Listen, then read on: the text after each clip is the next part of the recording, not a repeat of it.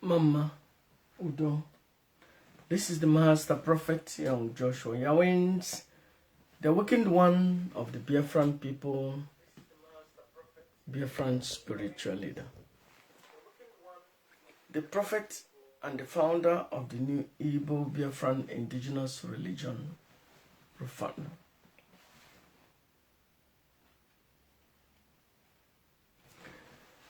Ilanya eziokwu na agba agba,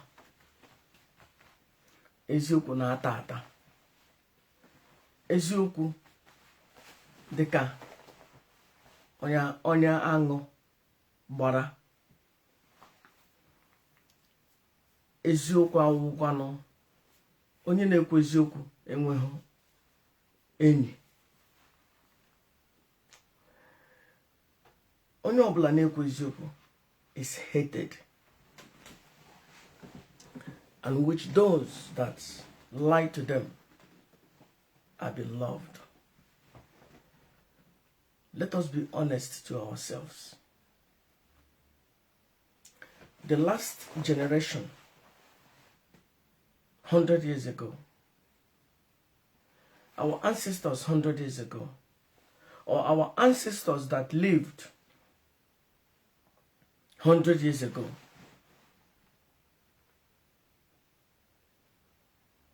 they really hated our culture. They hated the gods of the land.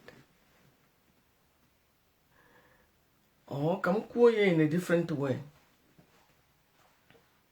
Ilanya na your hometown na Igbo niile. Nna anyị ha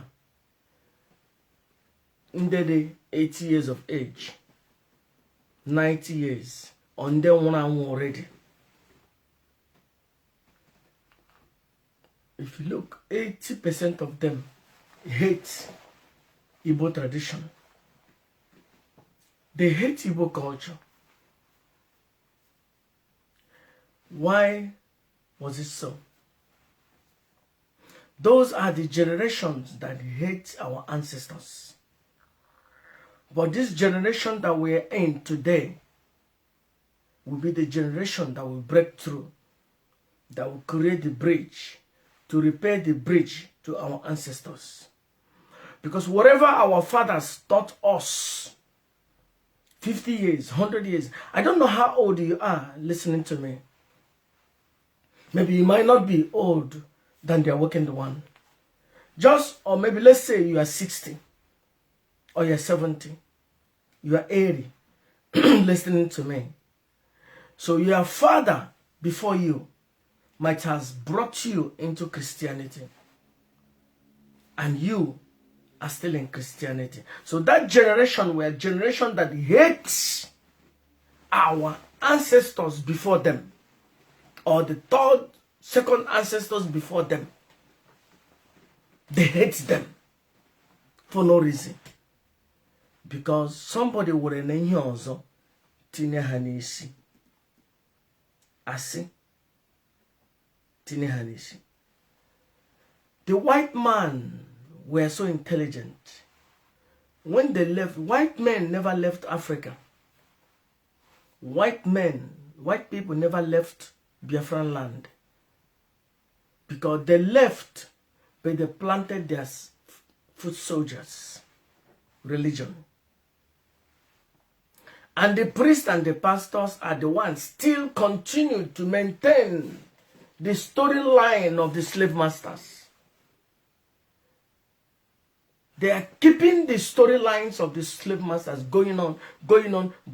So the past generation, our fathers that lived 100 years ago, our fathers that died 20 years ago, our fathers that died 10 years ago, our fathers that died 1 year ago, most of them were still in this, reading the same line of the slave master. They break away from their forefathers. But this generation, the generation of the awakened one, will be the generation that will rebuild the bridge back to our ancestors. Because this is the generation that has Facebook. This is the generation that has YouTube. This is the generation that has Google. This is the generation that has internet. This is the generation that has Apple. This is the generation that has YouTube. This is the generation that are able to have electricity. It is generation that will have information. Our fathers 100 years ago, my father, your father, you are my mother, your mother, maybe passed away 5 years, 10 years, 20 years ago, 30 years ago. They didn't know better. Only what they know is what the priest and the pastor told them. And who educated the priest and the pastors? The slave masters.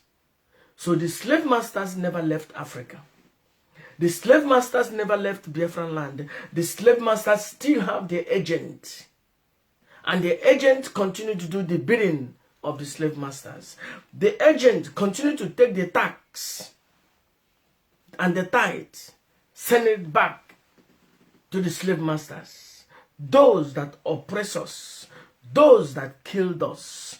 Our people are now the ones that are taking the tribute, bringing it back to Canterbury, bringing it back to Vatican. Those that killed us, those that destroy our land, those that destroyed our ancestors, those that destroyed our high places, those that stole our people, and they turn around and they lied that we are the one that sold our people to them. This is the slave masters know how to divide and conquer. They went to Caribbean. They told the people in Caribbean that, oh, the African kings were the one selling us, you people, to us. While they were the one in charge of mostly all those kings. They are the one who said to those kings, if you don't do it, we will take over your kingdom. And the kings might have seen how they disseminated the other kingdoms, how they wiped out other royal families, how they wiped out other kingdoms. They didn't have no choice than to do the bidding of the slave masters. But we, in the days of the awakened one of the Biafran people, we have a choice. And there is something that is happening. Even as I speak, I'm feeling the power that the stronghold of these slave masters will be broken in Biafran land very soon. In Nigeria, the stronghold of the slave masters will be broken. And it will happen in a way which you will not understand. But one thing I'm telling our people, separate yourself. Come out among them and be separated. Allow the slave masters to fight themselves. Ndo ọdịnala, ndo omenala Igbo. Separate yourself from the religions of the slave masters. From arụ ndị ọcha butere n'anyị. Akwụkwọ iberibe, akwụkwọ inyo, akwụkwọ apari ndị ọcha butere n'ala anyị. Separate yourself. Because na Nigeria very soon, again, a war of religion. Let us be separated. Let us not fight the wars of the slave masters. Let us not fight for the slave masters. Allow the Christians and Muslims, the religions of the slave masters, to fight themselves. Anyị wu ndị ọdịnala, ndị Igbo ma Chukwu before ndị ọcha abịa. Anyị wu ụmụ Chineke, anyị wu ụmụ Chukwu. Chukwu was not brought by the slave masters. The slave masters didn't give us the knowledge of Chukwu. The slave masters didn't give us the knowledge of Chineke. The slave masters didn't give us the knowledge of Chukwu na ndị ezumezu. Rather, the slave masters fooled us, telling us that Ekwensu wu ihe ọjọọ, while Ekwensu wu ezumezu Chukwu, the God of war. I saw one pastor trying to still resisting the wave of the power of the gods of the land. One leg is still in Christianity because of the congregation, and one leg trying to tell the people something that he thought is the truth. Telling them that the white people brought evil to them. A pastor, that white people brought them the Bible, Lugard. And he said, white people didn't bring us Chukwu. We know Jesus already before the word. Shut up, shut the F up. We don't know Jesus before the white man. Jesus was brought by the white men, by the slave masters. We know Chukwu before the slave masters. The white man didn't bring Chukwu. The white man brought Jesus. Arụ ga-ala. Ọ bịara abịa ga-ala. Ọ bịara nga m abịagbula m. Mgbe ọ ga-ala, hunchback mkpụmkpụ apụkwala ya. Beta arụ ndị ọcha butere na-apịawa anyị azụ. Ha alawa. Ekwensu pịarie ha azụ. Ha laa n'ihere ma ha ma ndị ezumezu ha. Ma Jizọs arụ agbọghọ Rom na pianelu na akpọntune na Mary apụna nwanyị ashawo penny ashawo tọrọtọrọ na nna ha God or the Bible efulefu zuru na nwanyị onye ọzọ. Ekwensu kpọọ mmadụ atọ kpọrie ha kpọọ ha ọkụ na ndị ezumezu ha. Chineke ala Igbo na-agbaghara aghara. Ala Igbo na-agbaghara aghara. Ndị Igbo ụmụnne m, tete nọ n'ụra. Anyị ma Chukwu tupu ndị ọcha abịa. Chukwu has nothing to do with ihe ndị ọcha butere. Again, all these so-called priests. And I want to say something before I go. Before you want to be a priest, or before you want to be a pastor, or before you want to be a prophet, go and study the religion that you think that something that belongs to that religion is speaking to you. There is nothing that speaks to you in Christian religion. You are an illusion.